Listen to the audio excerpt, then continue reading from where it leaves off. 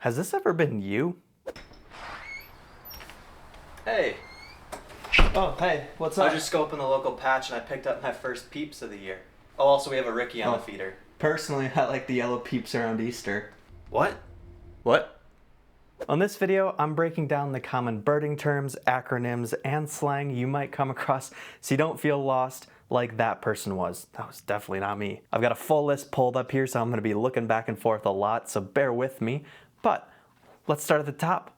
Birding. To me, birding is the identification and observation of birds in their natural habitat. Now, there is kind of a connotation with birding that it's a little more intense than bird watching. There's a whole debate on birding versus bird watching, and if you're a birder or a bird watcher. There's a lot of videos out there on that topic already. I kind of think it's a little bit of hogwash. That might be a hot take. I would say that birding is any form of watching and observing birds personally, but if you disagree, let me know in the comments. Then we have birder, the person who goes birding, or bird watching if you want to be specific. Spark bird. This is the bird that ignited the person's passion in birding or bird watching. It's kind of like a play on words, or like a metaphor, I should say. Spark bird, it's the spark that ignited the fire, passion, birding, bird watching, if you catch my drift there. For me, my spark bird was the American kestrel. I saw that thing back at Antelope Island State Park when I was out just starting to dip my toe into wildlife photography, and its plumage and patterns caught my eye, and I'm like, man, there's so much more to birds that I had not realized. And now I am 2 years into this YouTube channel making all kinds of videos like this. Life list. This is the cumulative list of bird species identified by one birder in their lifetime. I purposely say identified and not seen because some people elect to count herd-only birds onto their life list, where some people are a little more particular and they'll only count seen birds. I personally have mostly all of the birds on my life list I've seen, though there are a few that are herd-only, like the common porwheel, for example. I haven't seen that bird yet, but I've heard it very distinctly one night when I was out camping. Lifer. This is a new bird encounter that a person has not yet seen in their life. A lifer makes up your life list. You see a new lifer, you add it to your life list. This is kind of what drives a lot of people in birding, at least initially. Tons of people plan their outings specifically around areas and birds that are going to be lifers, or areas that'll get you lifers, or birds that are lifers. Man, I get my words mixed up. But anyways, lifers are a big deal in the bird world. Lots of people are trying to increase their life list, push those numbers higher, and see a lot more new birds. They plan outings around rarities or vagrants in the area, more on those terms later, because they want to get more lifers, and those birds are more likely to have not yet been on their life list. And kind of along with that, I'll just bring up lifer pie quick as a term. Lifers become kind of a big deal, especially after you've seen a bunch of them, and so a lot of times people will get a pie or some form of dessert to celebrate seeing a new bird species. Switching gears a little bit to talk about some tools. We're going to quickly cover this set: bins, binos, binocs, binoculars, and glass.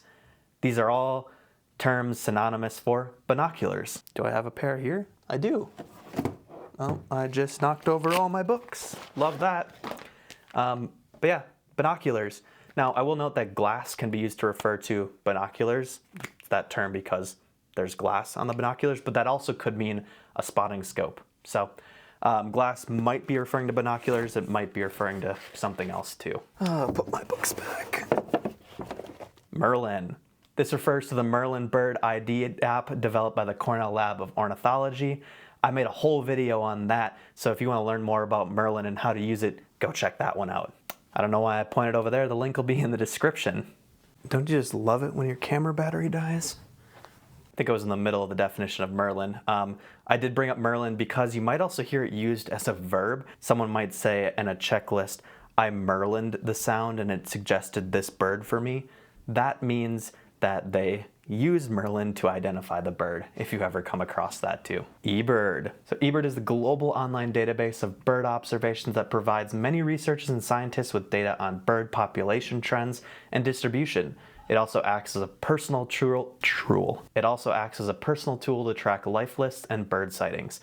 eBird's another application and an online platform and website and database like I mentioned, and it's awesome. As you start to take birding more seriously, I'd be very surprised if you don't hear about eBird. And now, I mentioned both of the apps made by them. Let's now define Cornell Lab of Ornithology. Now, funnily enough, I've used their apps so extensively, but I never connected the dots that until I made this video that the Cornell Lab of Ornithology is a unit of Cornell University, which is one of the 8 Ivy League colleges in the US. They study birds and other wildlife and have a visitor center in the Sapsucker Woods Sanctuary. They're member funded. They employ about 250 people. They have the 2 apps that were just mentioned and the Living Bird magazine. And they also maintain the Macaulay Library, Macaulay, which is the largest archive of animal media.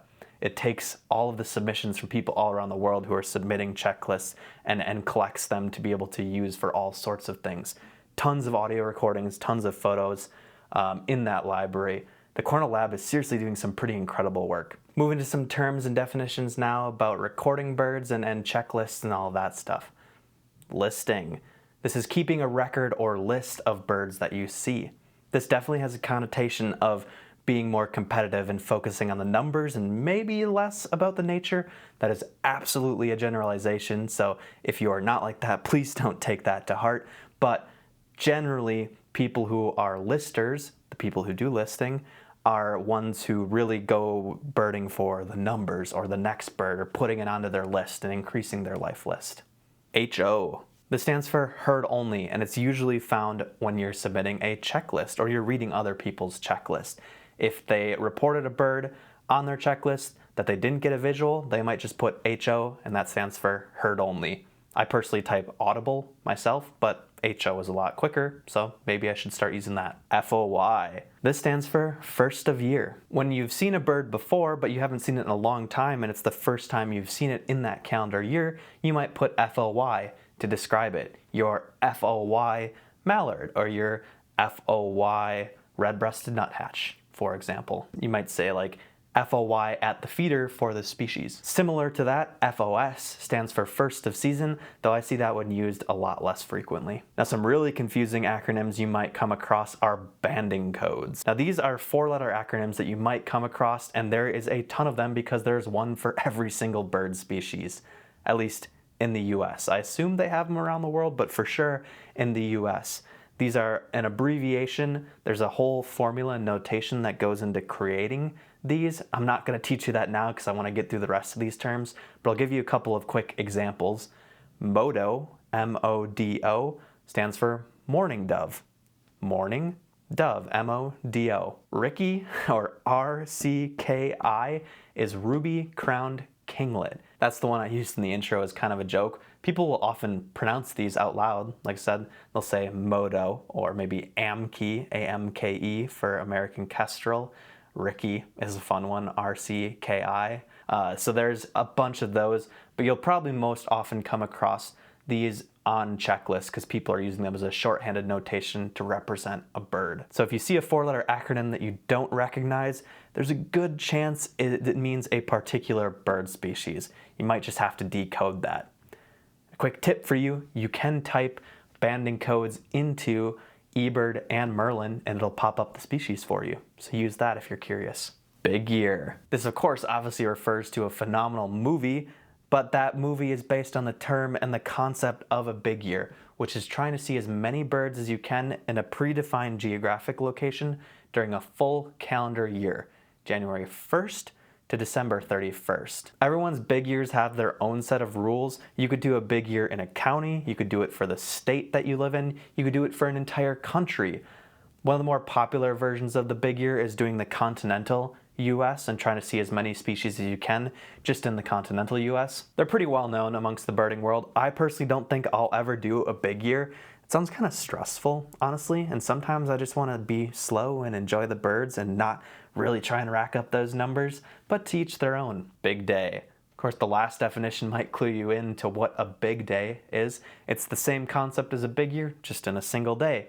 So starting at midnight, all the way to the next midnight, trying to see as many birds as you can in a given day. The big day has 2 special dates associated with it. There's 2 global big days. There's one in May and one in October. The dates change every year because they try and line up with, well, I guess they don't try, they do. They always line up with a weekend. I think it's on a Saturday.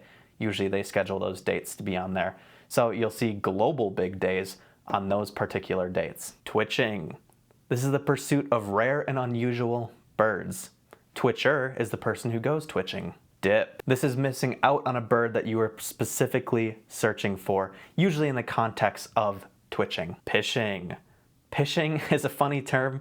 It kind of sounds like a not so nice word. It's a technique that's used by birders to kind of get birds to come closer, generally songbirds. The phrase comes literally from the sound you make. You go psh, psh, psh, psh, psh, psh, to try and get birds to come closer to you. Playback. This is playing a bird's call to bring it in closer to you.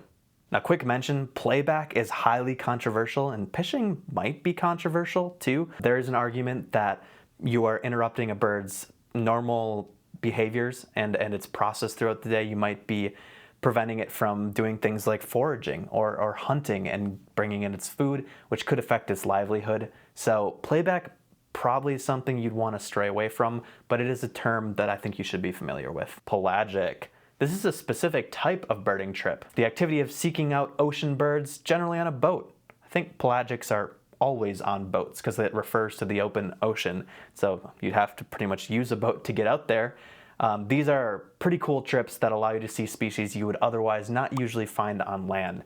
Shearwaters, albatross, petrels, stuff like that. I've never been on a pelagic. I would like to someday. I don't know if I would get seasick, but it would still be awesome to be able to get some of those ocean birds onto my life list. I'll end with a funny one before moving to the next category. Warbler neck. This is getting a sore neck from looking high up in the canopy for warblers during migration, usually. And so you are out birding all day looking for those warblers and you're looking up so much that you get a sore neck. Warbler neck. Well, let's get into finding and identifying birds now. First, there's a ton of terms you might come across in reference to bird anatomy. You could see things like nape, tail, primaries, secondaries, rectrices, primary coverts, flanks, lores. I'm not going to cover all these in this video. That is a whole separate video topic that I might do someday. If you're curious about bird, like the parts of a bird that are used in identification, you could Google it first off, but also field guides generally, at least the newer ones, the introduction of them have parts about identifying birds and just like short descriptions and stuff, but they also often have nice visual graphics. It's a little bright, hope you can see that denotes all of the various parts of a bird, so you could learn those from there. At least until I decide to stop being lazy and someday make my own video covering those that you will watch then. But a part of a bird, or at least a term in reference to that I will mention, field marks. This is a distinctive feature on a bird that helps identify it. This could be its color. This could describe an eye ring. It could describe the shape of the bird, or one of the anatomy parts of a bird. It doesn't necessarily refer to the same thing every time. It's just something on the bird that helps you identify it. Flyaway. These are established paths that migratory birds follow between breeding and wintering grounds. Within the US, there's 4 major flyways. We have the Pacific, Central, Mississippi, and Atlantic flyways. Endemic. This is a species found naturally in a defined geographic region. Endemics are pretty exciting. When you travel somewhere, you'll want to see those endemics if you're not going to be back at that place anytime soon, because it might be your only chance to see them, because endemics literally mean they're only found there. I think this term is best described with a few examples. In New Zealand, they have the kiwi. The kiwi is only found on New Zealand. It's an endemic to New Zealand. I actually saw an endemic myself not too long ago in one of my previous videos, the Cassia crossbill. This is an endemic to the South Hills of Idaho. Some have been reported in Colorado, but generally that species is only found in the South Hills of Idaho. So those are endemics. Patch. This is a local area that a birder visits frequently. I think patches are super cool because if you go to a place more and more, you start to pick up some really, really nuanced things about that location, and you study behaviors and how the birds move through that area. I think it really deepens your knowledge. The patches are pretty cool. Target. This is a bird that a birder wants to see. This could be a lifer. It could be a bird that's new for the year, new for your county. You can do targets at all different levels, and eBird has a bunch of features, so does Merlin, to help you find target species. Eruption. This is a large movement of northern bird populations farther south, generally driven by a scarcity of food. Eruptions are super exciting for birders because birds that are generally stay more north come farther south. We get the chance to see some birds we don't usually see, though it is a little sad because that scarcity of food aspect means the birds are struggling and they need to go farther to look for food. You could have an owl eruption like we did, I think 2 years ago. There were a lot more northern owls moving south, and places like the Saxon Bog had really good opportunities to see owls that year. This year, apparently, we're gonna have a winter finch eruption, or we might already be having a winter finch eruption. Rarity. This is a bird seen outside its usual geographic range or seen outside its normal time of year. Now, you can have different types of rarities as that definition suggests. One subterm of this is vagrant. This is a bird out of its normal range, but you wouldn't say vagrant for a bird that's rare for the time of year. It's just geographically odd. You might get an out of season rarity. This would be, for example, like if I went out birding today in January in the middle of winter and found a Bullock's oriole. That's a bird that's here breeding in the summertime. It would be very strange to find it in the winter, an out of season rarity. Then there's local rarities.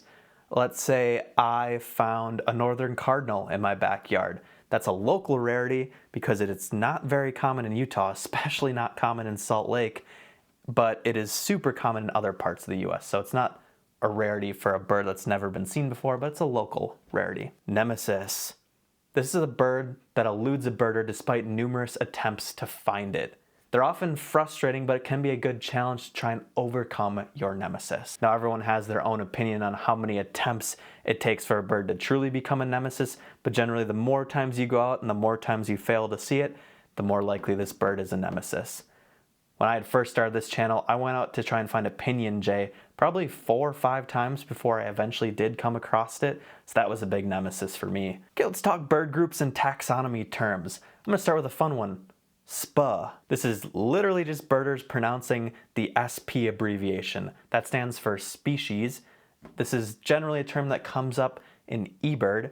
So when, let's say, someone puts on their checklist, they see a bunch of gulls that they can't identify. Maybe they're struggling between like herring gull and California gull or whatever it might be. They could put gull SPA, gull SP on their checklist. And we like pronouncing those abbreviations for some reason, so we'll just say SPA. Now, other categories of birds that could fall into the SPA and are used to describe birds, peep. Peep or peeps are small shorebird-like sandpipers. Empids. This is a shortened form of the Empidonax, I think I'm saying that right, the Empidonax group, which is a smaller group within the flycatcher family and is generally a hard bird to distinguish from each other. So some people just refer to them as empids. And we're kind of all getting into this definition now. Taxonomy.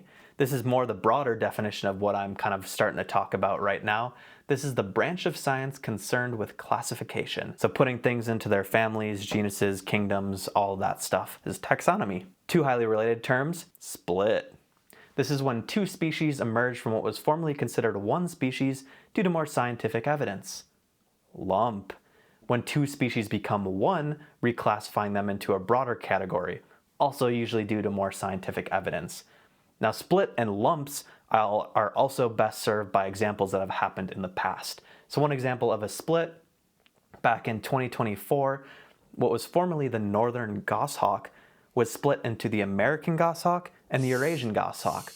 Apparently there was enough evidence that came out that suggested those species were genetically different enough that they are separate species instead of all being the northern goshawk. An example of a lump is the famous redpoll lump.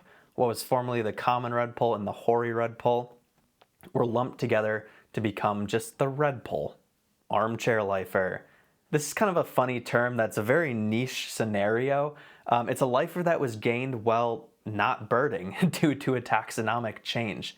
Let's say, for example, that northern goshawk thing I brought up before. Back in 2022 and 2023, you did some traveling, you saw a goshawk in America, and then you saw a northern goshawk in Europe. Then come 2024, you're just sitting at home on your chair. They decide to split those species and your life list goes up by 1 because you've seen both of those species in their distinct geographic regions, so you gained a lifer without technically doing anything. I guess you put in the work previously to find those birds in both spots, especially something like a goshawk, that's pretty cool, but you didn't do anything on that day to gain a lifer, so you get an armchair lifer. ABA.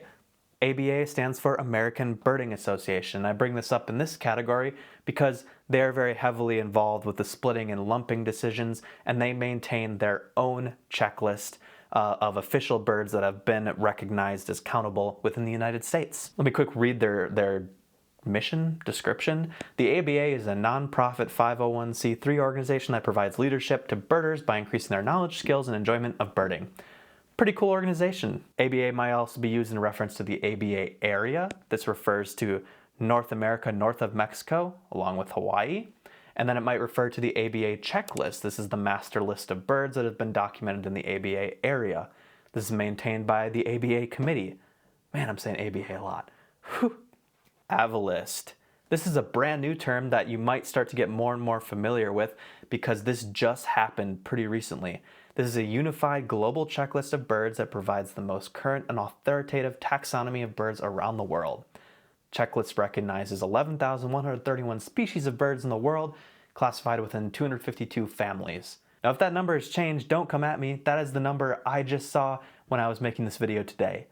This will very likely change as more splits and lumps happen, but the Avalist is pretty cool because it's a big scientific breakthrough to go from a bunch of different standards to one cohesive standard. It's still being rolled out to platforms like eBird and stuff, so it might not be in place yet, but you'll probably hear about it more in the coming years. That is all. We covered a lot of common terms here today. If you have any questions, leave them in the comments down below, but I'm hoping you learned something in this video. I was happy to cover all those for you. Make sure to subscribe if you love this one and want to see more videos like it. I'll have plenty more incoming, along with birding adventures too. But thank you for watching. See you in the next one. Happy birding.